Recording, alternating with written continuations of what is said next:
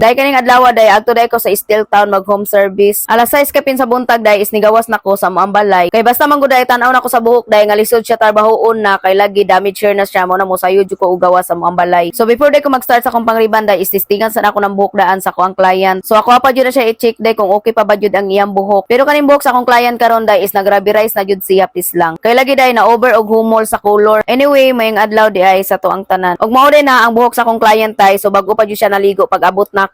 Kung tan-awon ninyo ang iyang buhok day marag okay pa jud kay siya tan-awon og healthy pa kay siya tan-awon ba please lang. Pag humana kog check up siyang buhok day mo na nagtimpla na dayon ko og medisina. Sa medisina na ko nga number 1 day ako wala na siya gisagula og hair cellophane og hair fresh Asia. Og nag-ana sa ko nag superflex day kay para dili magrabirize ang iyang buhok. Kumbaga day ba dili bitaw mo inat or mukulo ang iyang buhok. Mao na pinakagamit yun ako ng hair fresh Asia day og kanang superflex pag damage na gali ang ako ang iriban. Ug ang una din akong gibutangan sa medisina day is ang iyang unang bagong tubo nga buhok. So wala sa nako butangi tanan og medisina ang iyang buhok kay lagi day na siya previous ribbon din nagrabirize na rabi ang iyang buhok. Muna sa iyang previous nga ribbon day is akuan ang gibutangan og hair fresh Asia. Og kani sa buhok sa akong client karon day is grabe gibuhat yun ako tanan ang akong best ani. Og gigamit na jud ako tanan akong medisina ani kay para lang jud ma-okay ang iyang buhok or ma-okay ang iyang buhok ba. Kay lagi day lisod na jud kay iyang buhok. Kay sa pagriban maguguna ani day is nagpalak-palak ang kaluto sa iyang medisina ba. Kumbaga bitaw day no ang ubang nga part sa iyang buhok is wala na luto sa medisina. Ang uban pong part sa iyang buhok is na over o pagkaluto sa medisina. Mo nang ang piling gwapa ni mga panahon na day is nalilibog oy please lang. Mo nang ako hadyo na siya gialalayan day og spray og tubig. Og gihumol ito na kog 30 minutes day ang iyahang bagong tubo nga buhok nga ako ang gibutangan og medisina. So wala na nako napakita sa inyo day please lang. Pag human sa 30 minutes day is gipaus-us na day nako ang medisina dito sa iyang previous nga riban. Og before day minangaon ani day no giwaswasan na nako daan ang buhok sa ako ang client. Pag human na mo paniud to day is nag-blower na dayon ko sa iyang buhok. Pag human ako blower sa iyang buhok day fast forward ta day nagplansya na dayon ko ani. So sa pagplansya ani day haday step by step lang gapon day tagagmay ra gapon nga buhok ang inyong plansyahon. Pero wala na sa nako napakita sa inyo haday ang pagplansya jud nako. Kay lagi day busy jud kay ang piling gwapa ani day please lang. Pag human ako plansya day is gipa-relax na ko iyang buhok og 5 minutes. Muna nagandam na sad ko sa ko ang ikaduha nga medisina. Sa ikaduha na ko nga medisina day nagbutang na po ko nag superflex og hair fresh Asia. Og anyway mag shoutout day ko ni Ma'am No. Og shoutout day ni mo Ma'am No kay lagi butan kay ka sa kuha ma'am og pinakaon jud kay ko nimo. Mo nang blessed og grateful kay ko sa kuang mga client day kay lagi mga buutan kay sila day og pinakaon jud kay nila ang piling gwapa ba. Mo nang dinanong ko ganahan muli sa mga ani ay please lang. Bitaw ay nag-apply na day ko sa kung ikaduha nga medisina ani day. Sa pag-apply nako sa ikaduhang medisina day is ako aga po na siya gialalayan og tubig. Og gihumol din ako nag 30 minutes ang ako ang ikaduha nga medisina. Pag human sa 30 minutes day is nagwaswas na sad ko og nag-blower na sad ko sa iya ha. Sunod nga medisina nga gamit nako day is gisprayhan day nako iyang hair og hair refresh Asia. Og anyway kani day nga mga product day no is sponsor day ni sa hair refresh Asia. Mo nang daghang kay salamat ma'am sa pag-sponsor please lang. So nag-spray lang ko ng buhok sa akong client ay ang hair refresh Asia nga hair protect before ko magplansya o mag-blower siyang buhok. Kay para maproteksyonan iyang buhok day sa init. So fast forward ta day nagbotox na po dayon ko sa buhok sa akong client ani. Kay iya mga buhok day is dili jud pwede nga dili na ko siya ibutok. Kay lagi damage na man gud iyang buhok day mo na magpalaban jud tag botox ani please lang. Og sa paghumol day sa iyang botox ani day is gihumol jud ako ni ang botox niya og 45 minutes. Kay ang botox man gud day no kailangan jud siya mahumol og dugay sa buhok sa imong client ba. Pag human sa 40 minutes day mo nang nag-proceed na sad ko sa pag-blower sa iyang buhok. Og kani ding botox day no dili din anyo waswasan og tubig day no i-blower na din anyo largo day kung baga day ba inyo lang siya paugahon largo. Pag human sa blower day is inyo lang na plansyahon ang iyang buhok. Then sa pagplansya pud sa botox day no kailangan po siya day step by step jud ang paplansya. Og sa isa ka adlaw na akong gitabaw iyang buhok day na human na jud. Og inani na day kanindot iyang buhok karon day. So nakita jud nako day nga na jud kausaban ang iyang buhok. So di man 100%